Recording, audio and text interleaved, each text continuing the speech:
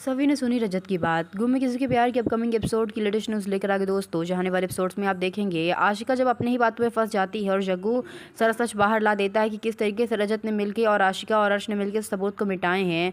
वो उस मोहित शर्मा को वापस लेके आता है जिसे अर्श ने अपनी एक्सयूवी बेच दी थी। वो सबूत जब सभी के और उसके लॉयर के हाथ लग जाता है, ये बात जान के रजत हैरान हो जाता है। तभी वो आशिका, जब लंच ब्रेक होता है, वो आशिका से कह रहा होता है कि तुम्हारे बॉयफ्रेंड को एक काम दिया था कि वो उस मोहित शर्मा को गायब करे, लेकिन उससे एक काम भी नहीं हुआ। देखो आज उसकी वजह से कितनी प्रॉब्लम में फंस गए हैं।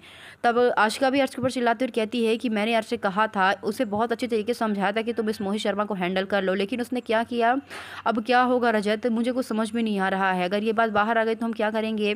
तभी रजत का जो लॉयर होता है वो बैठा रहता है और कहता है कि आप कुछ याद करने की कोशिश कीजिए, उस वक्त आप कहाँ थी, उस दिन आप कहाँ गई थी। अगर हम कोर्ट में ये साबित कर दें कि एक्सीडेंट के दौरान आप वहाँ पे मौजूद ही नहीं थी, तो बात हमारे पक्ष में आ जाएगी। तब आशिका कहती है तो इससे तो ये साफ साफ पता चल जाएगा कि एक्सीडेंट कियान ने किया है। तब वो कहता है कि ऐसा कुछ भी नहीं होगा, कियान अभी बच्चा है और किसी की नज़र में बात नहीं आएगी कि एक्सीडेंट कियान से हो सकता है। क्या आप बता सकते हैं कि उस दिन आप कहाँ थी, याद करने की कोशिश करिए। रजत कहता है कि सारा दिन तो घूमती रहती हूँ, बताओ ना तुम कहाँ थी, याद करने की कोशिश करो। तब आशिका को याद आता है, वो कहती है कि मैं एक मॉल में गई थी। तब वो कहता है कोई रिसिप्ट होगी ना तुम्हारे पास, तुमने कुछ खरीदा होगा। आशिका कहती है कि मैंने उस दिन कुछ भी नहीं खरीदा था। ये बात सब सभी सुन ली।